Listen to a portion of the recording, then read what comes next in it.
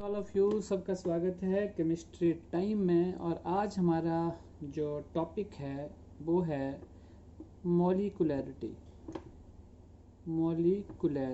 Order of reaction हमारा हो गया और अब इसमें हम मॉलिकुलैरिटी पढ़ेंगे और difference between molecularity and order of reaction पढ़ेंगे और कुछ क्वेश्चन करेंगे यहाँ पे। तो बच्चों सबसे पहले मॉलिकुलैरिटी की जो एनसीईआरटी में डेफिनेशन है पहले हम वो लिखते हैं छोटी सी, और उसके बाद फिर हम एक और डेफिनेशन लिखेंगे। तो डेफिनेशन है यहाँ पे, फिर उसको समझते हैं। द नंबर ऑफ मॉलिक्यूल्स भी हो सकते हैं और एटम्स भी हो सकते हैं ऑफ रिएक्टेंट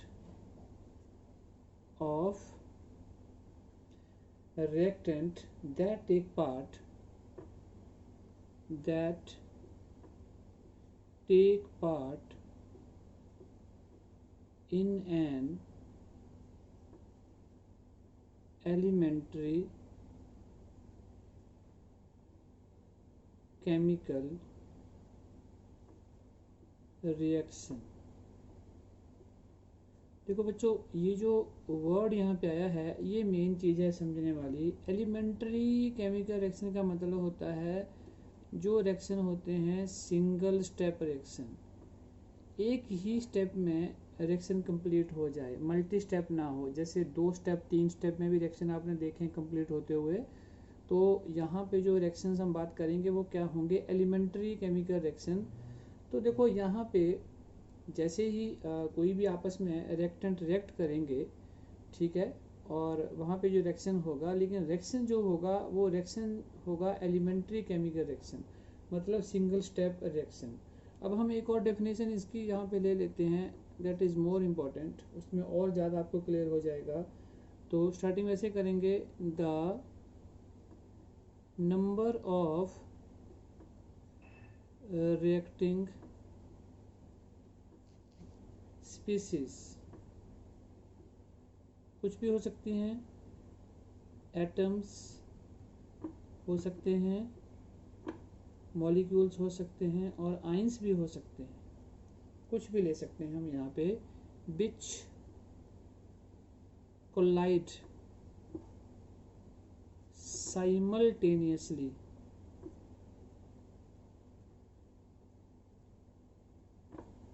ये वर्ड मेन है यहाँ पे, और ये word collide simultaneously to give product. और फिर से वही लाइन लिखेंगे, in an elementary chemical reaction. तो ये तो आप पहले समझ चुके हैं, एलिमेंट्री सिंगल स्टेप रिएक्शन होगा। देखो बच्चों, जब भी हम कोई केमिकल रिएक्शन करते हैं तो उनको आपस में क्या करना पड़ता है, कोलाइड करना पड़ेगा रिएक्टिंग स्पीसीज को। बट वर्ड हमने बोला है कि जो रिएक्टिंग स्पीसीज हैं which must collide simultaneously. Simultaneously का मतलब होता है एट ए टाइम, एक ही बारी में, at a time, collide at a time to give product. कहाँ पे, इन एलिमेंट्री केमिकल रिएक्शन। अब एक चीज़ जो हमने बार बार यहाँ पे फोकस किया है वो हम बात कर रहे हैं कि जो भी यहाँ पे रिएक्शन हम देखेंगे वो क्या होगा, सिंगल स्टेप रिएक्शन होगा यहाँ पे। तो हम एक छोटा सा यहाँ पे ऐसे स्टार बना के लिख लेते हैं कि मॉलिकुलैरिटी जो है वो कौन से रिएक्शंस के लिए नहीं होगी। Molecularity is not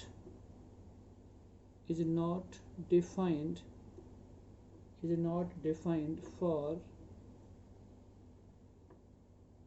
multi-step or complex reactions। अभी हम बात भी कर रहे थे, कॉम्प्लेक्स रिएक्शन हो या मल्टी स्टेप रिएक्शन हो, एक से ज़्यादा स्टेप में कंप्लीट होने वाला रिएक्शन हो, तो मॉलिकुलैरिटी हम वहाँ पे डिफाइन नहीं कर सकते हैं। अब जो हम यहाँ पे फोकस कर रहे थे एलिमेंट्री रिएक्शन, वो हम ले लेते हैं, फिर हम उसको समझते हैं एलिमेंट्री और मैं ब्रैकेट में लिख भी देता हूँ, क्या होते हैं, बार बार फोकस कर रहे हैं, सिंगल स्टेप रिएक्शंस। हम एक जनरल सा रिएक्शन कंसिडर कर लेते हैं। हमने बोला हमारे पास क्या है, A प्लस B और एरो हमने लिख दिया C, और ये कौन सा रिएक्शन है, एलिमेंट्री, मतलब कि सिंगल स्टेप रिएक्शन है ये। और अगर इसकी रेट लिखनी हो तो रेट क्या आएगी यहाँ पे, rate it is equal to K concentration A into concentration B raise to power 1 अब क्वेश्चन ये है कि हम कैसे बोल सकते हैं कि ये एक एलिमेंट्री रिएक्शन है। तो सीधे तौर पर आपको ये याद रखना है कि ये हमें कहाँ से पता चला है, एक्सपेरिमेंट से। ये हमारी अपने दिमाग की वो नहीं है कि हमने ऐसे ही बोल दिया जी हाँ जी ये रिएक्शन ये होगा ये होगा, नो, एक्सपेरिमेंट से। और एक चीज़ याद रख लो, ये रेट लॉ जो हम लिख रहे हैं, जो हम लिखते हैं, रेट लॉ के ऊपर यहाँ पे हम बोलते थे कि यहाँ x और y होगा, तो ये जो x और y था ये जरूरी नहीं 1 आए, ये हो ही नहीं सकता, ये हो भी सकता है लेकिन ये पॉसिबल तब होगा अगर सेम आना हो।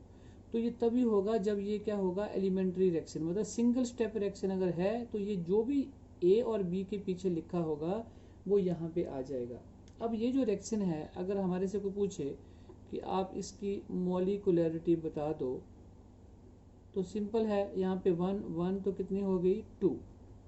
और हमारे से कोई पूछे कि इसका ऑर्डर बता दो, तो ऑर्डर भी सीधा ही आ जाता है, 1 + 1 इज इक्वल टू 2। तो ऑर्डर ऑफ रिएक्शन भी क्या हो गया, यहाँ पे 2 हो गया। ठीक है, चलिए अब हम कुछ और एग्जांपल्स लेते हैं यहाँ पे और इस चीज़ को समझने की कोशिश करेंगे कि ये रिएक्शंस आपके कैसे हो रहे हैं। ठीक है जी, तो चलिए हम कुछ और रिएक्शंस ले रहे हैं यहाँ पे, इसको थोड़ा सा समझने के लिए। चलिए अब जैसे मान लो हमारे पास एक रिएक्शन है, मैं इसको रिएक्शन नंबर 2 मान लेता हूँ, जो अभी हमने 1 किया, एक और ले लिया हमने। हमारे पास है ये NH4NO2 और इसको प्रोडक्ट आ गया N2 + 2 वाटर। लेकिन हमें फिर से बताया है कि ये जो रिएक्शन आप देख रहे हो ये कौन सा रिएक्शन है, एलिमेंट्री। और फिर वही बात आ गई कि उसकी रेट जब हम लिखेंगे, अगर एलिमेंट्री है तो मैं बार बार बोल रहा हूँ कि, और रिएक्टेंट जो भी है NH4 क्या है, NO2, इसके पीछे जो भी न्यूमेरिकल कोफिशिएंट है तो क्या है, 1 है, कुछ भी नहीं है तो 1 है, तो 1 आएगा, तो 1 आएगा। तो सीधी सीधी बात है कि ये हमें कहाँ से पता चला, अगेन बार बार हम फोकस कर रहे हैं, कहाँ से पता चला है, ये एक्सपेरिमेंट से। ऐसे पता हमें नहीं चला, हम ऐसे रेट नहीं लिख सकते, हम रेट लॉ को हम ऐसे नहीं लिख सकते। तो बच्चों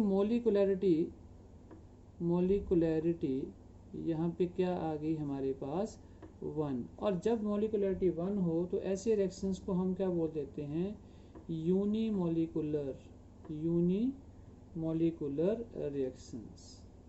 जब मॉलिकुलरिटी 1 हो तो हम बोल देते हैं यूनिमॉलिकुलर, 2 होगी तो बाईमॉलिकुलर। तो ऑर्डर क्या आ गया यहाँ पे, ऑर्डर भी क्लियर ही हो रहा है, क्या होगा 1, क्योंकि जो यहाँ पे रेज टू पावर होता है वो हमने पीछे किया है ऑर्डर ऑफ रिएक्शन में, तो हम यहाँ से बोल सकते हैं। अब हम एक और एग्जांपल ले लेते हैं, मान लीजिए थर्ड एग्जांपल है, तो ये है 2HI, तो इसको डिसोशिएट करेंगे, it will gives here H2 + I2। और फिर से ये जो रिएक्शन है ये भी क्या है, एलिमेंट्री। और एलिमेंट्री कैसे पता चला, क्योंकि ये भी हमें कहाँ से पता चला है, एक्सपेरिमेंट से। तो HI⁻², और 2 ये पीछे एलिमेंट्री है इसलिए सीधा हमने 2 लिख दिया, कुछ नहीं सोचा इसके बारे में। तो मॉलिकुलरिटी जो है वो इसकी आ गई 2, और ऑर्डर ऑफ रिएक्शन भी इसका क्या आ जाएगा, 2। तो जब 2 आ गई तो इसे हम बोल देते हैं बाईमॉलिकुलर रिएक्शंस। ठीक है जी, और हम कर लेते हैं ट्राईमॉलिकुलर का भी कर लेते हैं, उसको हम टरमॉलिकुलर भी बोल देते हैं वैसे। तो जैसे है 2NO प्लस O2 तो क्या आ गया 2NO2। तो ये भी सिंगल स्टेप है। सिंगल स्टेप अगर रिएक्शन होगा, एलिमेंट्री रिएक्शन होगा, तो रेट हम सीधा ही लिख सकते हैं कि concentration of NO and concentration of O2 raise to power 2, जो भी न्यूमेरिकल कोफिशिएंट है 2 और इसका 1 है तो 1। ठीक है जी। तो मॉलिकुलैरिटी इट इज इक्वल टू 3। इसको हम क्या बोल देते हैं, टर्मोलिकुलर, या हम बोल देते हैं ट्राईमोलिकुलर। ट्राई बोल देते हैं, ऐसा कुछ नहीं है। ठीक है जी। और अगर बात करते हैं ऑर्डर ऑफ रिएक्शन की, तो वो भी क्लियर ही है। यहाँ पे 2 + 1 = 3। ऑर्डर ऑफ रिएक्शन क्या आ गया, यहाँ पे 3 आ गया। यहाँ से ये बहुत इंपॉर्टेंट क्वेश्चन बनता है मॉलिकुलैरिटी के ऊपर कि why higher molecularity reactions are rare. जो हायर मॉलिकुलैरिटी रिएक्शंस हैं वो बड़ी मुश्किल से होते हैं, रेयर पाए जाते हैं। बहुत ही सिंपल सा आंसर है ये। आपने यहाँ से नोट्स जो है वो नोट डाउन कर लेने हैं। मैं आपको इसका समझाता हूँ मीनिंग। अब जैसे देखिए, हमारे पास कोई एक रिएक्शन है, मान लीजिए A + B + C, और यहाँ पे है एरो प्रोडक्ट। मतलब हमारे पास 3 स्पीसीज हैं, A, B एंड C। अब हम मान के चलते हैं कि ये रिएक्शन कैसे हुआ होगा। ये रिएक्शन मान लीजिए ये एक है, ये दूसरी है और ये तीसरी है। जब ये रिएक्शन हुआ, मान लो ये A है और ये है B, ये आपस में रिएक्ट करना शुरू किए। एट ए टाइम कोई दो ही आपस में रिएक्ट करेंगे, तो जो C है, जब ये आपस में कोलाइड करेंगे तो C इनके बीच में घुसेगा। तो होगा क्या, जब ये प्रोसेस हो रहा है तो ये आपस में तो अच्छे से कोलाइड कर रहे हैं दोनों, लेकिन ये इनसे कोलाइड ढंग से नहीं कर पाएगा। बात समझ में आ रही है आपको। और हम जब मॉलिकुलैरिटी की डेफिनेशन लिखते हैं तो वहाँ पे हम एक वर्ड लिखते हैं, जब भी ये कोलाइड करते हैं तो वो कोलाइड करते हैं साइमल्टेनियसली का मतलब होता है कोलाइड तो करेंगे लेकिन एट ए टाइम, एक ही बारी में, एट ए टाइम। तो अगर हम यहाँ चौथा ले लेंगे तब तो बिल्कुल ही रेयर हो जाएगा, आपस में कोलाइड नहीं कर पाएंगे। तो इस टाइप के जो कोलिजन्स होते हैं, the chances of the occurrence of such collisions are very small, very rare. बड़ा कम चांस होगा कि आपस में ये कोलाइड कर पाए प्रॉपरली। तो इसलिए फिर हम नाम दे देते हैं कि जो 2 से ज़्यादा जब हमारे पास रिएक्टिंग स्पीसीज हो जाती हैं 3, 4, 5, देन तो हम बोल देते हैं therefore the higher molecularity reactions are rare, वो प्रॉपरली नहीं हो पाते हैं। तो ये मोस्ट इंपॉर्टेंट क्वेश्चन है एग्जामिनेशन पॉइंट ऑफ व्यू से, तो इसको आपने बच्चों नोट डाउन कर लेना है यहाँ पे। अब हम आगे बढ़ रहे हैं। देखिए, अभी तक हम जो बात कर रहे थे, हम बात कर रहे थे कि जैसे मॉलिकुलैरिटी में कि कोई एलिमेंट्री रिएक्शन है, यही बोल रहे थे हम। एलिमेंट्री रिएक्शंस मींस कौन सा रिएक्शन होगा, ये सिंगल स्टेप रिएक्शन हुआ, मतलब एक ही स्टेप में रिएक्शन हो रहा है।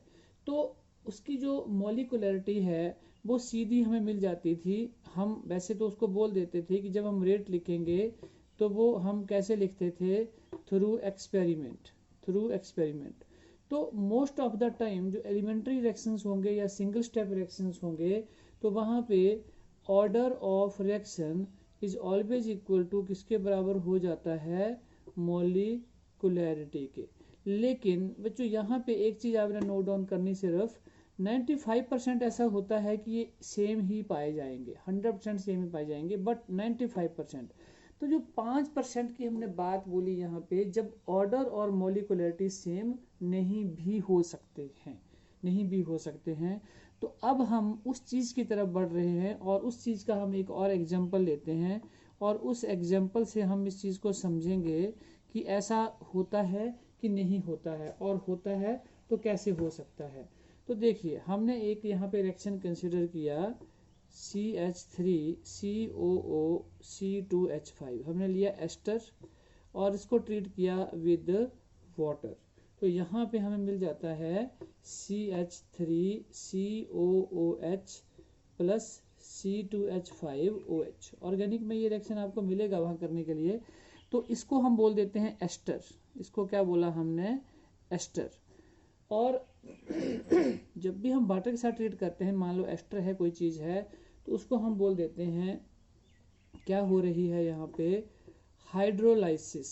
और किसकी हो रही है? Of ester. एस्टर की हम क्या कर रहे हैं यहाँ पे? ये क्या हो रही है? हाइड्रोलाइसिस हो रही है।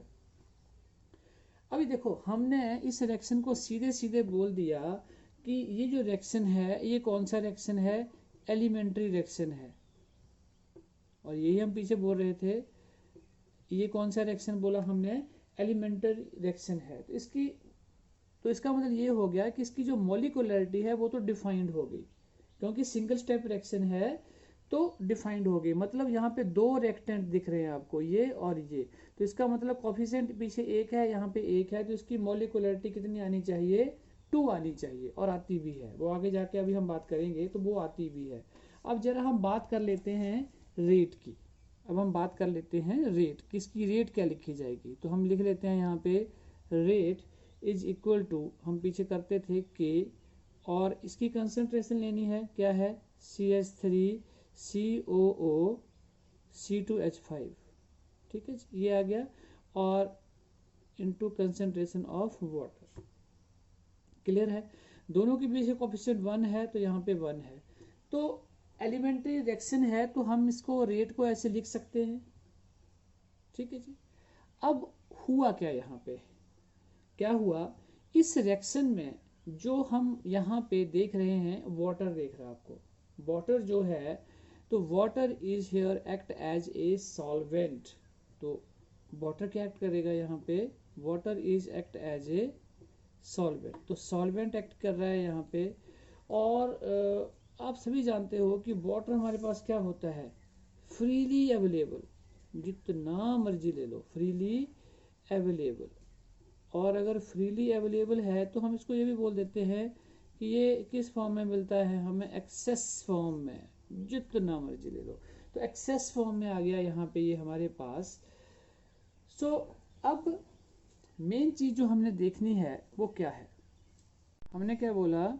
वाटर यहाँ पे क्या है? एक्सेस में है। अब चलो, जैसे मान लो, जैसे ही हमने इस रिएक्शन को यहाँ पे स्टार्ट किया, तो हमने यहाँ पे लिख लेते हैं, हमने एस्टर का लिया 1 मोल, और हम वाटर को एक्सेस में ले रहे हैं, तो वाटर के हमने ले लिए यहाँ पे 1000 मोल। ध्यान देना आप इस बात के ऊपर, हमने ले लिए 1000 मोल।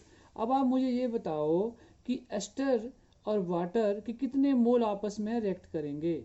आपस में कितने मोल रिएक्ट करेंगे बच्चों? ध्यान दो, क्योंकि यहाँ पे हमने एस्टर का 1 मोल लिया है और वाटर के 1000 मोल, बट इनका कोफिशिएंट आप देखो तो 1 है और इसका भी 1 है। तो एस्टर का 1 मोल कितने वाटर के मोल से रिएक्ट करेगा? 1 मोल ऑफ वाटर से ही रिएक्ट करेगा बच्चों। तो इसका मतलब ये हुआ कि वाटर के हमारे पास कितने मोल बच गए? 999। जब रिएक्शन खत्म हुआ तो एक्सेस में हमारे पास वाटर के मोल तो रह गए, जो आपस में रिएक्ट ही नहीं किए। और इसलिए हम यहाँ पे क्या बोल रहे हैं कि वाटर को हमने क्या लिया है? एक्सेस में। अच्छा, अब एक और बात, जब ये आपस में रिएक्ट किए तो वाटर की कंसंट्रेशन के ऊपर कोई इफेक्ट आया? देखो 1000 मोल थे और यहाँ पे 1 मोल, तो वाटर की कंसंट्रेशन पे कोई फर्क आएगा? नहीं आएगा।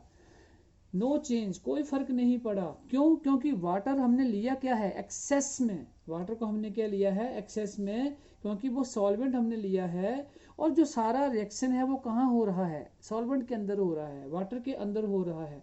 तो वाटर की कंसंट्रेशन जो है वो इनफाइनाइट ली हुई है हमने। तो इसलिए हम मान लो कि ये भी, अगर मान लो अगर ये भी 1000 मोल होता और ये भी 1000 मोल होता तो सिचुएशन कुछ और होती। तो इसका मतलब ये हो गया कि जो वाटर है उसको हमने क्या लिया हुआ है? एक्सेस में। तो जब भी हम एक्सेस में लेंगे, मैं फिर से यहाँ पे जैसे लिख लेता हूँ कि वाटर को हमने लिया है यहाँ पे एक्सेस में, और अगर एक्सेस में लिया है तो इसको फिर हम क्या मान लेंगे? यहाँ पे ये क्या हो गया? यहाँ पे कांस्टेंट हो गया। और ये कांस्टेंट है और ये भी के क्या है? कांस्टेंट है। तो रेट को फिर हम ऐसे भी लिख सकते हैं, रेट इज इक्वल टू, मैंने इसको लिख दिया K डैश और यहाँ पे आ गया CH3COO C2H5, ये आ गया, ठीक है। और यहाँ पे 1, क्योंकि अब वाटर को हमने क्या ले लिया है, यहाँ पे कांस्टेंट हो गया, ठीक है। अब बच्चों मज़ेदार बात अब सामने आई, जो हम अभी बात कर रहे थे ऊपर, कि ऑर्डर और मॉलिक्यूलरिटी हमेशा क्या होते थे हमारे एलिमेंट्री रिएक्शन में, सेम होते थे। बट यहाँ पे अब लग रहा होगा आपको भी कि यहाँ पे ऑर्डर ऑफ रिएक्शन, जब हम एलिमेंट्री रिएक्शन की बात कर रहे थे तो हम सीधे सीधे देख रहे थे कि 1 और 1, तो ऑर्डर ऑफ रिएक्शन तो क्या आना चाहिए, यहाँ पे 2 आना चाहिए। बट ऑर्डर ऑफ रिएक्शन अब यहाँ पे 2 नहीं है, तो ऑर्डर ऑफ रिएक्शन आप देख रहे हो यहाँ पे कितना है, 1 है, सिर्फ क्या है, 1 है। बट अब आपसे क्वेश्चन पूछता हूँ, आप सोचो अभी जल्दी से कि मॉलिक्यूलरिटी कितनी होगी फिर, अगर ऑर्डर ऑफ रिएक्शन 1 है तो मॉलिक्यूलरिटी कितनी होगी, सोच के जवाब देना, ऐसे नहीं देना है जवाब। देखो मॉलिक्यूलरिटी क्या होगी, देखो अगर ये रिएक्शन होना है, अगर ये रिएक्शन होना है तो इन दोनों की जरूरत है, ये फर्क नहीं पड़ता मॉलिक्यूलरिटी के लिए किसकी कंसेंट्रेशन कितनी है और इसकी कितनी है, किसको एक्सेस में लिया किसको नहीं लिया, मतलब ये they must collide with each other, हम ये बोलते हैं मतलब वहाँ पे, तो they must collide with each other, तो इट मीन्स ये दोनों ही काउंट करेंगे, और इसका 1 है कोएफिशिएंट, इसका 1 है, तो मॉलिक्यूलरिटी इज 2, मॉलिक्यूलरिटी हमेशा क्या होगी यहाँ पे 2, मतलब ये जो रिएक्शन है ये कौन सा हुआ, बाई मॉलिक्यूलर। तो अब यहाँ पे एक नई चीज़ जो हमारे पास आ गई, वो जो हमने यहाँ पे भी सीखी है, वो क्या चीज़ हमें पता चली है यहाँ पे। अब मेरे पास यहाँ पे स्पेस नहीं है तो इसलिए मैं यहाँ पे लिख रहा हूँ इस चीज़ को। तो यहाँ पे जो हमें पता चली वो ये पता चली कि ये जो दिस टाइप ऑफ रिएक्शन, ये जो हमने अभी रिएक्शंस किया है, this type of reactions are called pseudo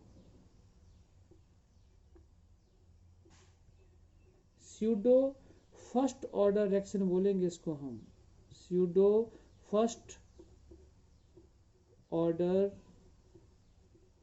reaction. मैंने इसको ब्लैक पेन से लिख दिया ताकि ये आपको अलग दिखे, pseudo first order reaction. Pseudo का मतलब होता है झूठा, झूठा फर्स्ट ऑर्डर रिएक्शन। क्यों, क्योंकि देखने में तो ये 2 लग रहा था, देखने में तो बच्चों क्या लग रहा था, 2 था, क्योंकि 1 और 1 2 दिख रहा था, लेकिन हुआ नहीं ऐसा। हमारे साथ क्या हो गया है, हमारे साथ क्या हो गया है, कैसे लिखते हैं, धोखा, धोखा हुआ हमारे साथ, क्या हो गया है, धोखा, धोखा हो गया। क्यों, क्योंकि ये तो हमें बोला था, हमें लग रहा था कि सेकंड होगा, लेकिन हो क्या गया, फर्स्ट ऑर्डर हुआ ये, तो इसलिए हमने बोल दिया झूठा फर्स्ट ऑर्डर हो गया ये, स्यूडो फर्स्ट ऑर्डर रिएक्शंस। तो जब भी एक रिएक्टेंट को हम एक्सेस में लेंगे सॉल्वेंट के रूप में, तो हम उसको रेट, जब रेट लिखेंगे तो वहाँ पे उसको हम काउंट नहीं करेंगे। तो बच्चों अब हम आते हैं कि स्यूडो फर्स्ट ऑर्डर रिएक्शन जो होते हैं उसकी डेफिनेशन क्या आई फिर हमारे पास, स्यूडो फर्स्ट ऑर्डर रिएक्शन जो है उसकी डेफिनेशन क्या हुई, तो इसकी डेफिनेशन लिख लेते हैं अब हम। Pseudo first order reaction, first order reaction. Definition इसकी ये है, the reactions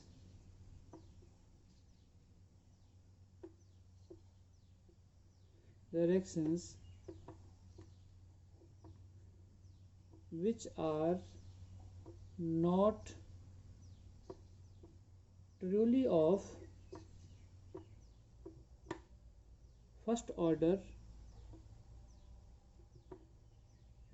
but under certain conditions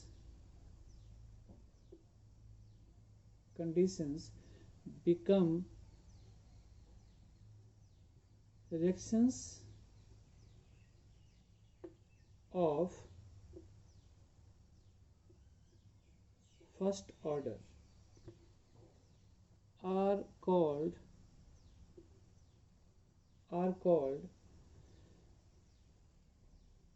pseudo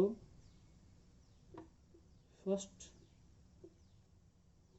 order reactions. तो जो चीज़ अभी हमने सीखी पीछे बोली है वही है कि जो चीज़ हमें देखने में ये लग रही है कि सेकेंड ऑर्डर काइनेटिक्स रिएक्शन हो सकता है, लेकिन निकला कौन सा, वो फर्स्ट ऑर्डर काइनेटिक्स। तो हमने बोला the reactions which are not truly of first order but under certain conditions become reactions of first order are called pseudo first order reactions। और एग्जाम्पल हम पीछे कर ही चुके हैं, उस एग्जाम्पल को मैं फिर से लिख दे रहा हूँ यहाँ पे। फॉर एग्जाम्पल हाइड्रोलाइसिस करते हैं हम एस्टर की COOC2H5। हाइड्रोलाइसिस हमेशा कैसे होती है, विद वाटर। तो यहाँ पे बन जाता है हमारे पास acetic acid CH3COOH and ethyl alcohol C2H5OH। तो हमने कर दी यहाँ पे हाइड्रोलाइसिस ऑफ एस्टर। क्या हो गई यहाँ पे, हाइड्रोलाइसिस ऑफ एस्टर। और वाटर को हमने यहाँ पे एक्सेस में ले रखा है, तो हम यहाँ लिख देंगे क्या होता है ये एक्सेस में। तो जब ये एक्सेस में होगा तो इसे हम कांस्टेंट मान लेते हैं। तो रेट हम लिख देते हैं यहाँ पे, rate is equal to, rate के आगे हमारे पास के कंसंट्रेशन एस्टर की CH3COOC2H5 और यहाँ पे हमने ले लिया वाटर, और वाटर को हमने कांस्टेंट लिया है तो यहाँ लिख देंगे H2O। The concentration of H2O can be taken as constant, taken as constant so that. तो अब हम क्या बोल सकते हैं, ये कांस्टेंट इसके साथ मिल जाएगा, तो रेट को हम लिख सकते हैं therefore rate is equal to K dash CH3COOC2H5। यहाँ पे 1 आ गया। तो मतलब ऑर्डर ऑफ रिएक्शन अब यहाँ पे साफ दिख रहा है, क्या है, 1 है। तो ऑर्डर क्या आ गया यहाँ पे, 1। और मॉलिकुलैरिटी तो हम पहले बोल ही चुके हैं, वो भी आप लिख सकते हो साथ में कि मॉलिकुलैरिटी क्या है यहाँ पे, 2। ठीक है। तो ऐसे जो रिएक्शंस होते हैं, these reactions are called pseudo first order reactions, pseudo first order reactions. इसमें चलिए हम एक और एग्जांपल ऐड कर देते हैं, सिंपल सा। फर्स्ट ऑर्डर है, हम सेकंड ऑर्डर का एक बनाते हैं अपनी तरफ से छोटा सा। जैसे मान लीजिए ये क्वेश्चन आ गया, क्वेश्चन है हमारे पास 2A + B और एरो है C, और हमें बोला है कि ये सिंगल स्टेप रिएक्शन है, मतलब हम बोल सकते हैं कि ये कौन सा रिएक्शन है, एलिमेंट्री रिएक्शन है। लेकिन B को इन्होंने पहले से ही बता दिया है कि ये क्या है, यहाँ पे एक्सेस में है। ठीक है, एक्सेस में है। सो रेट अगर हमें लिखनी हो तो हम रेट क्या लिखेंगे, rate is equal to K concentration A into concentration B। इसका स्क्वायर हो जाएगा, इसका 1 हो जाएगा। लेकिन हमने अभी बोल दिया है कि जो B की कंसंट्रेशन है वो क्या होगी, एक्सेस में है, और अगर वो एक्सेस में है तो फिर हम उसे क्या मान लेंगे, यहाँ पे वो क्या रहेगी, कांस्टेंट। और अगर वो कांस्टेंट रहती है तो ये और ये दोनों कांस्टेंट हो जाएंगे, तो क्या आ जाएगा, रेट इज इक्वल टू, यहाँ पे क्या आ गया, K dash concentration A raise to power 2। क्योंकि ये तो कांस्टेंट हो गया तो K डैश बन गया यहाँ पे। तो इस रिएक्शन में हम क्या बोल देंगे कि ऑर्डर क्या है, यहाँ पे 2 है, और मॉलिकुलैरिटी यहाँ पे क्या हो जाएगी, 3। क्योंकि इनको तो आपस में रिएक्ट करना ही पड़ेगा, हम बार बार पीछे बात कर रहे थे। तो 2 + 1 तो मॉलिकुलैरिटी कितनी हो गई, 3। तो ये जो हमारे पास ऑर्डर 2 आया, तो अब हम इस रिएक्शन को क्या नाम दे देंगे, हैं जी, स्यूडो कौन सा, सेकेंड ऑर्डर रिएक्शन। बात समझ आ रही है आपको। ये भी हमें देखने में क्या लग रहा था बच्चों, थर्ड ऑर्डर, लेकिन निकला कौन सा, सेकंड ऑर्डर। तो ये भी झूठा निकला, तो इसलिए इसको बोल दिया स्यूडो सेकंड ऑर्डर। जैसे हमने फर्स्ट ऑर्डर किया तो अब कौन सा आ गया, स्यूडो सेकंड ऑर्डर। ऐसे ही आप कर सकते हो स्यूडो थर्ड ऑर्डर रिएक्शन। तो बस जब भी कुछ ऐसा रेट लिखने को आए और पूछा जाए आपसे कि इसका आप ऑर्डर ऑफ रिएक्शन लिख के दिखाओ, कई बार आ जाता है क्वेश्चन, आपने सिर्फ ध्यान ये देना है कि अगर यहाँ पे एक्सेस लिखा हुआ है तो आपने उसको कंसिडर नहीं करना है। और ये भी हो सकता है अब आपका ध्यान ना जाए, आपको वहाँ पे ऐसे लिखा हुआ है, एक्सेस है ही नहीं, कुछ नहीं लिखा है, तो बच्चों फिर परेशान मत होना। फिर यहाँ पे ऑर्डर ऑफ रिएक्शन क्या है इसका 3 है। क्यों? क्योंकि एक्सेस नहीं है, अब ये एक्सेस नहीं है, और एक्सेस नहीं है तो ये 2 और 1 ये दोनों ही काउंट होंगे, तो ऑर्डर ऑफ रिएक्शन क्या हो जाएगा 3 हो जाएगा। तो ये चीज़ें आपको थोड़ी सी अपने माइंड में रखनी है। वीडियो को बच्चों स्किप नहीं करना है, प्रॉपरली पूरे वीडियो को देखना है, तब आपको ये सारी बातें समझ में आएंगी। और अपना चैनल, प्यारा सा चैनल रजनी सर का चैनल केमिस्ट्री टाइम, उसको आपने सब्सक्राइब और एक प्यारा सा लाइक जरूर देना है। ठीक है बच्चों? तो बच्चों नेक्स्ट डेफिनेशन लेते हैं। अब हमारे पास है कॉम्प्लेक्स एलिमेंट्री के बाद कॉम्प्लेक्स, और इसको हम बोल देते हैं मल्टी स्टेप रिएक्शंस। अभी हम बात कर रहे थे एलिमेंट्री रिएक्शंस की जो सिंगल स्टेप में होते थे, और अभी हम बात कर रहे हैं कॉम्प्लेक्स, या जिसे बोल सकते हैं हम मल्टी स्टेप रिएक्शन, जो एक से ज़्यादा स्टेप्स में हो। The reactions which takes place through a sequence of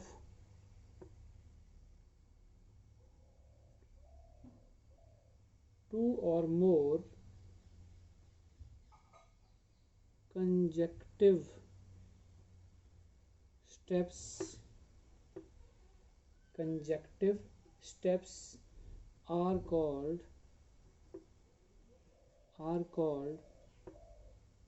complex reactions। मतलब जो 2 से ज़्यादा स्टेप में रिएक्शन कोई कंप्लीट हो तो उसे हम क्या नाम दे देते हैं, कॉम्प्लेक्स या मल्टी स्टेप रिएक्शन। एग्जांपल ले लेते हैं यहाँ पे। फॉर एग्जांपल जैसे हम एक रिएक्शन लिख रहे हैं NO2CO एरो NOCO2, हमें पहले ही ब्रैकेट में बता दिया कि ये जो रिएक्शन है ये क्या है, कॉम्प्लेक्स। कॉम्प्लेक्स का मतलब ये हो गया कि इट मीन्स ये मल्टी स्टेप रिएक्शन है, मोर देन 1 स्टेप में ये हो रहा है। तो बच्चों अगर हमें यहाँ पे इसकी रेट लिखनी है तो इट इज़ इक्वल टू, वहाँ पे अगर ऐसे लिखा हुआ K और लिखा हुआ है NO2 और यहाँ लिखा हुआ है 2, और यहाँ पे अगर बाई चांस कॉम्प्लेक्स नहीं लिखा है उन्होंने और आपसे पूछा है कि ये कौन सा रिएक्शन है, तो आप सीधे समझ जाएंगे। देखो एलिमेंट्री में सीधे सीधे हम क्या देख रहे थे, अगर यहाँ 1 है, यहाँ पे 1 है, अगर सिंगल स्टेप रिएक्शन है तो यहाँ पे क्या आएगा, इसकी पावर 1 होनी चाहिए थी और CO की पावर 1, तो ऐसा नहीं है, सीधा 2 लिखा हुआ है। और ये जो चीज़ है ये पहले भी हम बता चुके हैं, ये हमें कहाँ से मिली है, it is obtained from experiments. ये जो चीज़ हमें मिली है 2, कहाँ से आया, फ्रॉम एक्सपेरिमेंट। अब हमारे से पूछा कि ऑर्डर ऑफ रिएक्शन बताओ, तो ऑर्डर ऑफ रिएक्शन 2 होगा, और मॉलिक्युलरिटी क्या होगी, आपसे वहाँ पे क्वेश्चन पूछा होगा कि बताओ मॉलिक्युलरिटी क्या होगी। तो अब याद रखना मॉलिक्युलरिटी नहीं होगी इसकी 2, क्योंकि फॉर कॉम्प्लेक्स रिएक्शंस मॉलिक्युलरिटी इज क्या, नॉट डिफाइंड। अब ये नोट डाउन कर लो इस चीज़ को, नॉट डिफाइंड इसकी, क्योंकि बात क्या हो रही थी, हम बार बार बात कर रहे थे, जब भी मॉलिक्युलरिटी होगी तो रिएक्शंस हमारा कॉम्प्लेक्स नहीं होगा, कौन सा होगा, एलिमेंट्री होगा, तो नॉट डिफाइंड नहीं होगी, आंसर आपका होगा नॉट डिफाइंड। क्लियर हो रहा है सबको? अब देखो बच्चों अगर आपको कॉम्प्लेक्स भी नहीं लिखा वहाँ पे और सीधा रेट लिखी हुई है, ये रिएक्शन लिखा है और रेट लिखी हुई है, और आपसे पूछ लिया कि ये कौन सा रिएक्शन है, कॉम्प्लेक्स है, देखिए अगर ये नहीं लिखा है, ये एक्सपेरिमेंट भी नहीं है, कुछ नहीं है, ऐसे दिया हुआ है, और आपसे पूछ लिया कि बताओ ये कौन सा रिएक्शन है, एलिमेंट्री है कि कॉम्प्लेक्स है, आप सीधे पहले एलिमेंट्री की बात करेंगे कि यहाँ पे 1 होना चाहिए, लेकिन यहाँ पे CO नहीं है, इट मीन्स ये एलिमेंट्री नहीं है, तो ये कौन सा रिएक्शन हो गया है, सीधे लिख देंगे आप कॉम्प्लेक्स है। ठीक है। और कॉम्प्लेक्स है तो याद रखना है मॉलिकुलरिटी इज नॉट डिफाइंड। एक और कर लेते हैं इसमें एग्जांपल, हम सेकंड एग्जांपल एक और लिख लेते हैं। ये है हमारे पास CH3CHO, तो यहाँ पे हमारे पास आ गया CH4 और दूसरा आ गया CO, ठीक है जी। और ये रिएक्शन भी हमारे पास क्या बोला है, क्या है, कॉम्प्लेक्स है।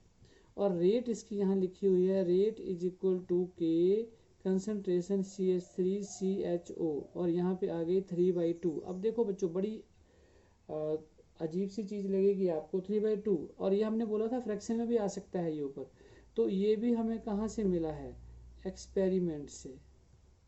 बात क्लियर हो रही है। और दूसरा ये कॉम्प्लेक्स रिएक्शन क्यों है, क्योंकि यहाँ पे तो 1 है, अगर ये एलिमेंट्री होता तो यहाँ 1 आता।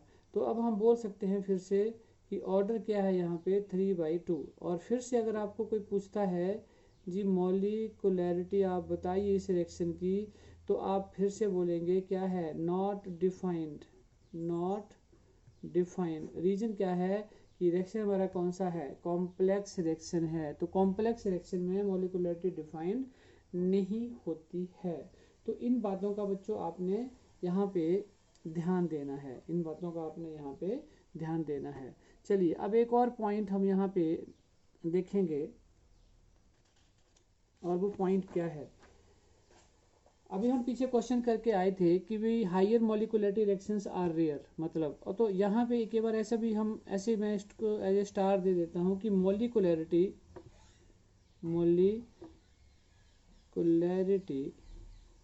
Is less than equal to 3, या तो 3 होगी या लेस देन होगी, लेकिन ग्रेटर देन 3 नहीं होगी, ग्रेटर देन 3 नहीं होगी। तो सिंपल सी चीज़ है कि यहाँ पे साइमल्टेनियस कोलिजन होता है, तो हम बोल देते हैं the probability of simultaneous and effective collision अगर हो रहे हैं, वहाँ पे effective collisions of 3 molecules is very low, कम होगी। अभी हम बोल के हटे हैं पीछे भी, तो इसका मतलब ये हुआ कि जो हमारे पास ट्राई मॉलिकुलर या टर मॉलिकुलर बोल देते हैं, और इसको फिर हम ये बोल सकते हैं कि higher molecularity reactions are rarely observed, बड़े कम पाए जाते हैं, rarely observed।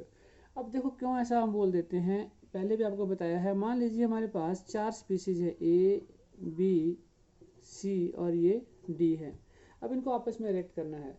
अब A बोल रहा है कि C मेरे को यहाँ से करे, B बोल रहा है D मेरे को यहाँ से करे, D बोल रहा है C मेरे को यहाँ से करे, B मेरे को यहाँ से करे, A मेरे को यहाँ से करे। बोलने का मतलब ये हो गया कि कितनी खतरनाक सिचुएशन हो गई कि एट ए टाइम ये चारों, एक बोल रहा है यहाँ से, ये मुझे यहाँ से करेगा तो इफेक्टिव कोलिजन होगा, ये यहाँ से करेगा तो इफेक्टिव कोलिजन होगा, ये यहाँ से करेगा तो इफेक्टिव कोलिजन होगा। तो बोलने का मतलब ये हो गया कि डिफ़िकल्ट सिचुएशन हो गई।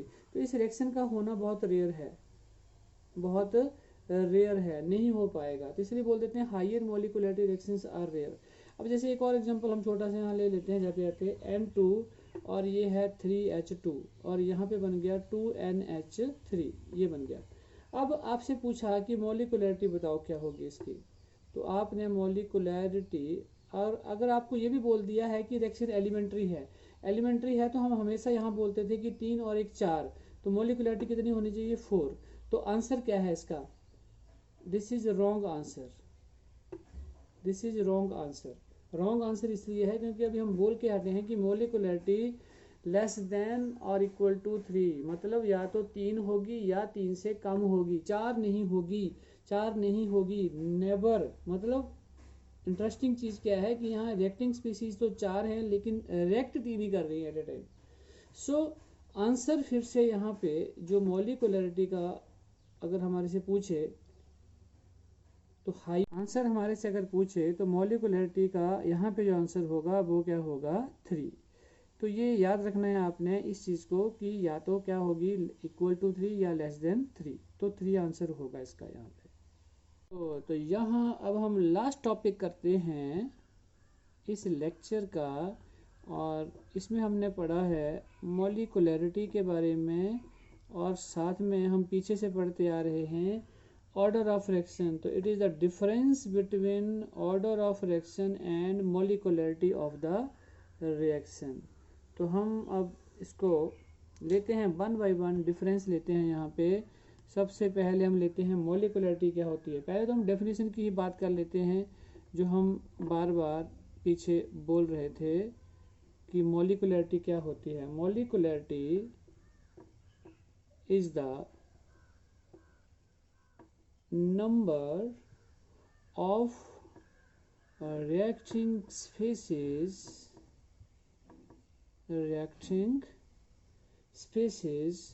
undergoing क्या होता है इधर, ये वर्ड साइमल्टेनियस कोलिजन होता था, साइमल्टेनियस कोलिजन। साथ में हम बोलते थे इन द कहाँ पे, elementary reaction, single step reaction में जब भी साइमल्टेनियस कोलिजन होगा तो उसे हम बोल देंगे मॉलिकुलरिटी ऑफ दैट रिएक्शन। एक है तो एक रिएक्टिंग स्पीसीज, दो हैं तो दो, तीन हैं तो तीन। अब बात करते हैं ऑर्डर ऑफ रिएक्शन की। तो ऑर्डर ऑफ रिएक्शन की डेफिनेशन हम कर चुके हैं, क्या होता है, ऑर्डर इज द, हम लेते थे sum of the powers, sum of the powers किसकी लेते थे, ऑफ द कंसंट्रेशन टर्म्स। और कहाँ पे लेते थे, इन कौन से लॉ में, बहुत इंपॉर्टेंट लॉ है, इन रेट लॉ एक्सप्रेशन। ठीक हो गया। तो जब हम रेट लिखते हैं और उसके ऊपर जो सम ऑफ पावर्स आती हैं उसका जब हम सम करते हैं तो उसे हम बोल देते हैं ऑर्डर ऑफ दैट रिएक्शन। अब हम बात करते हैं नंबर 2 पॉइंट की। बात बार बार हम पीछे कर रहे थे कि मॉलिकुलरिटी जो है वो कहाँ एप्लीकेबल होती है। It is applicable, only word लगा रहे हैं हम, ओनली फॉर कौन से reaction, elementary reactions, elementary reactions यहीं पे ही होती है। कॉम्प्लेक्स रिएक्शंस में कोई भी मॉलिकुलरिटी नहीं होती। तो यहाँ पे हम एक वर्ड फिर लिख देते हैं फॉर, क्योंकि आपको याद रहेगा, फॉर कॉम्प्लेक्स रिएक्शंस मॉलिकुलरिटी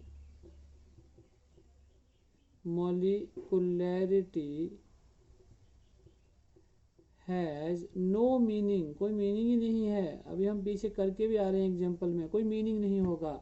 तो सिंपल बात करेंगे हम यहाँ पे किस चीज़ की, एलिमेंट्री रिएक्शंस के लिए ही एप्लीकेबल होती है। बट अगर हम बात करते हैं ऑर्डर ऑफ रिएक्शन की, तो it is applicable to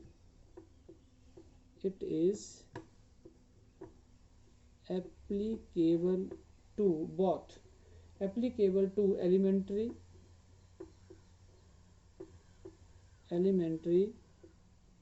as well as किसके लिए होता है, कॉम्प्लेक्स रिएक्शंस, दोनों के लिए एप्लीकेबल होता है, दोनों के लिए एप्लीकेबल होता है। बार बार हम बोल रहे हैं, जगह कम है इसलिए मैं थोड़ा सा इसको सीधा लिख दूंगा। Molecularity is a theoretical concept, theoretical concept है, कोई एक्सपेरिमेंट की यहाँ पे उम्मीद नहीं होती हमें। और अगर यहाँ पे बात करते हैं तो order of reaction is determined experimentally, bar bar rate law की बात करते हैं हम, order of reaction determined experimentally, experiment से ही होगा, ऐसे होगा ही नहीं, ऐसे होगा ही नहीं। नाउ फोर्थ पॉइंट, 4 पॉइंट ही हम करेंगे, ज़्यादा नहीं करेंगे, चलो 5 कर लेंगे आपके बोलने पे। मोलिकुलरिटी जो होती है उसमें क्या होते हैं, molecularity has whole number values,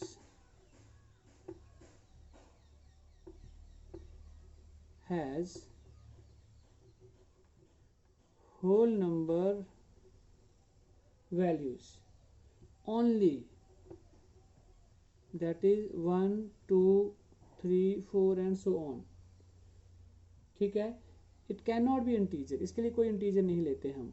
और यहाँ पे अगर हम बात करते हैं फोर्थ पॉइंट की, तो हम यहाँ बोलते हैं ऑर्डर ऑफ रिएक्शन जो है उसमें क्या होता है, फ्रैक्शनल वैल्यू भी होती हैं और होल नंबर जो होते हैं। तो क्या लिखेंगे, order of a reaction need not be a whole number, need not be a whole number, whole number, that is it can have fractional values also, इसमें फ्रैक्शनल वैल्यू भी होती हैं, फ्रैक्शनल वैल्यूज आल्सो। और fifth point भी ले लेते हैं, चलिए अभी हमने बोला है कि ले ही लेते हैं फिफ्थ पॉइंट भी। तो मोलिकुलरिटी ऑफ रिएक्शन क्या होता है, it can not be zero, ये कभी भी जीरो नहीं होगी, कभी भी आप नहीं देखेंगे कि मोलिकुलरिटी क्या है, जीरो है। बट ऑर्डर ऑफ रिएक्शन जो है इट कैन बी जीरो, अभी हम पीछे डेफिनेशन भी कर रहे थे। तो order of A reaction can be zero, हो सकता है जीरो, ऑर्डर ऑफ रिएक्शन जो है वो जीरो हो सकता है। तो बच्चों ये डेफिनेशन, ये हमने डिफरेंस किया, ये डिफरेंस जो अभी हमने किया है ये बोर्ड एग्जाम के लिए बहुत इंपॉर्टेंट क्वेश्चन बनता है और बहुत ही इजी क्वेश्चन बनता है, बहुत ही इजी क्वेश्चन है। जो भी चीज़ें हमने पीछे करी थी वो सारी चीज़ें हमने यहाँ पे लिख दी और वो सारी सिंपल सी चीज़ें हैं। बस आपको याद ये रखना है कि मोलिकुलरिटी सिर्फ कहाँ पे होती है, एलिमेंट्री रिएक्शंस के लिए होती है, कॉम्प्लेक्स में ये इसका कोई मीनिंग नहीं होता है, ठीक है। दूसरा था कि ऑर्डर ऑफ रिएक्शन जो है वो एलिमेंट्री और कॉम्प्लेक्स के लिए हमने किया, पीछे दोनों के लिए एप्लीकेबल होता है। ऑर्डर ऑफ रिएक्शन जो है वो एक्सपेरिमेंट मेजर किया जाता है, लेकिन ये एक थ्योरेटिकल कंसेप्ट है, वहाँ पे कोई एक्सपेरिमेंट का लेना देना हमारे पास नहीं है, ठीक है। और वहाँ पे होल नंबर वैल्यू होती है, यहाँ पे फ्रैक्शनल भी होती हैं, ये जीरो नहीं होती कभी भी molecularity, but order of reaction can be zero. तो बच्चों अगले लेक्चर में मिलेंगे, केमिस्ट्री टाइम को मत भूलना, क्या करना, सब्सक्राइब करना, ठीक है बच्चों, और एक लाइक देना। तो लव यू बच्चों, बाय बाय।